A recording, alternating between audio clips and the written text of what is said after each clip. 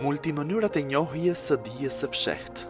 Para këtyre ka pasur shumë metoda të tjera që njerëzit e interesuar i kanë përdorur gjatë gjithë historisë për të njohur të ardhmen. Disa prej tyre janë: 1. Astrologjia. Shumë njerëz e kanë studiuar shkencën e astrologjisë dhe të astronomisë.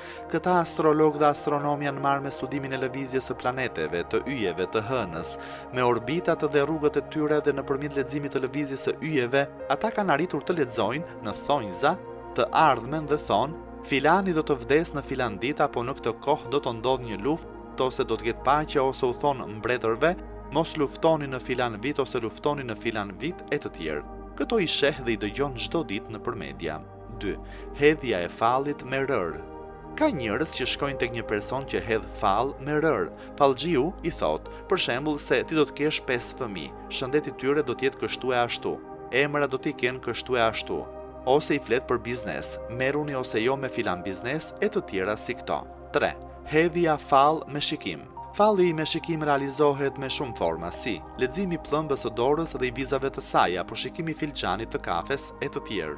4. Dija e numrave, e shkronjave dhe fjalive.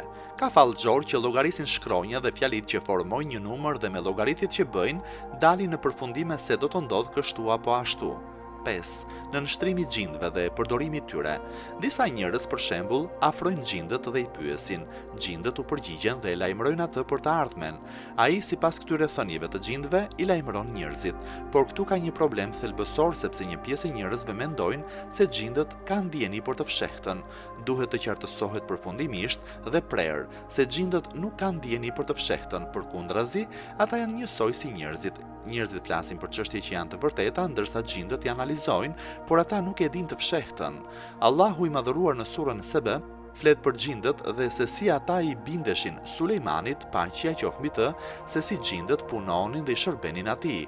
Kur Sulejmani, paqja qoftë mbi të, vdiq, duke qenë mbështetur mbi shkopin e tij, gjindët akoma vazhdonin punën e tyre dhe nuk e dinin që Sulejmani kishte vdekur. Kjo zgjati derisa erdhi një krimb dhe filloi të haj pak nga pak shkopin në të cilin ishte i mbështetur Sulejmani, paqja qoftë mbi të. Allahu i madhëruar thotë: e kur ja caktuam atij vdekjen, askush tjetër nuk i njoftoi ata, gjindët, për vdekjen e tij, përveç krimbit, që e brejti shkopin e tij. E kur ai u rrëzua, për gjindët u bë e qartë se ai kishte vdekur. Sikur ata ta dinin të fshehtën, nuk do të vazhdonin të qëndronin në mundimin e rënd. Sikur gjindët ta dinin të fshehtën, do ta kuptonin se ai ka vdekur, edhe vetë gjindët e dinë se ata nuk kanë ndjeni për të fshehtën. Prandaj, me këtë leksion, duam t'i qartësojmë njerëzit se askush tjetër përveç Allahut të lartësuar nuk e di të fshehtën dhe as atë me të cilën ai ka informuar vetë robërit e tij.